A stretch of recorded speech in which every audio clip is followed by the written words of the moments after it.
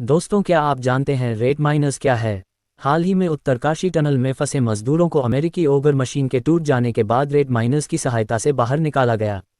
लेकिन सवाल वही बनता है कि आखिर ये रेट माइनस होते क्या है और ये कैसे काम करते हैं। आज की इस वीडियो में हम यही जानने वाले हैं कि रेट माइनस की देशी तकनीक क्या है जिससे 41 मजदूरों को बचाया गया है। वीडियो शुरू करते हैं, बने रहिएगा लास्ट तक हमारे साथ।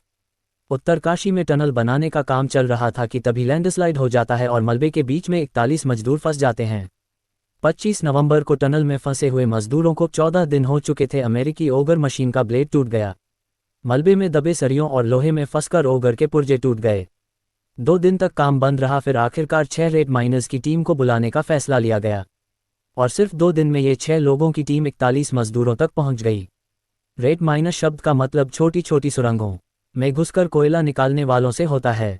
सबसे ज्यादा मेघालय में रेट माइनिंग करने वाले लोग रहते हैं। भारत में रेट माइनस शब्द का चलन भी मेघालय से हुआ है। दरअसल मेघालय की कोयला खदानों में छोटा हॉल बनाकर कोयले की खुदाई की जाती है, क्योंकि यहाँ कोयले की लेयर 3 से 4 फीट यानी बहुत पतली होती है। ये होल इतने छोटे होते हैं कि इनमें बैठा भी नहीं जा सकता। इनमें घुटनों के बल चलकर कोयले की खुदाई की जाती है। खुदाई की यह प्रक्रिया चूहे के बिल खोदने जैसी है, इसलिए इन्हें रेट होल माइनर्स कहते हैं। रेट होल माइनर्स 2 तरह से खुदाई करते हैं।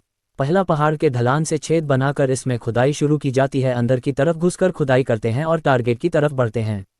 दूसरा है बॉक्स कटिंग प्रोसीजर। इसमें एक चौड़ा गड्ढा खोदकर नीचे की ओर बढ़ते हैं। वर्टिकली खुदाई कर उस टारगेट तक पहुंचा जाता है जहां माइनिंग करनी होती है। इन 4 बड़ी वजह से टनल में रेट माइनर्स की जरूरत पड़ी।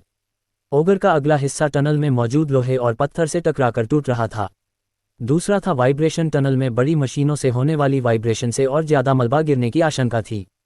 तीसरा था मौसम। उत्तरकाशी में मौसम को देखते हुए बारिश की आशंका थी जिससे टनल में पानी भर सकता था। और सबसे महत्वपूर्ण थी मजदूरों की हालात। अंदर फंसे मजदूरों को ऑक्सीजन की कमी और भारी मशीन चलने से सिर दर्द और उल्टी हो रही थी। इन सब वजह को देखते हुए रेट माइनर्स ही सबसे अच्छा विकल्प था।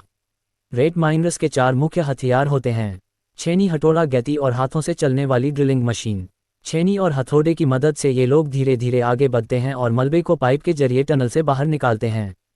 जो काम बड़ी बड़ी विदेशी मशीनें नहीं कर पाए, वो काम हमारे रेट माइनर्स ने सिर्फ 2 दिन में ही छेनी और हथौड़े की मदद से पूरा कर दिया और फंसे हुए 41 मजदूरों को सुरक्षित बाहर निकाल लिया। ऐसी ही रोचक जानकारी के लिए जुड़े रहे हमारे साथ। अगर अभी तक आपने हमारे चैनल को फॉलो या सब्सक्राइब नहीं किया है तो फॉलो या सब्सक्राइब जरूर करें। धन्यवाद।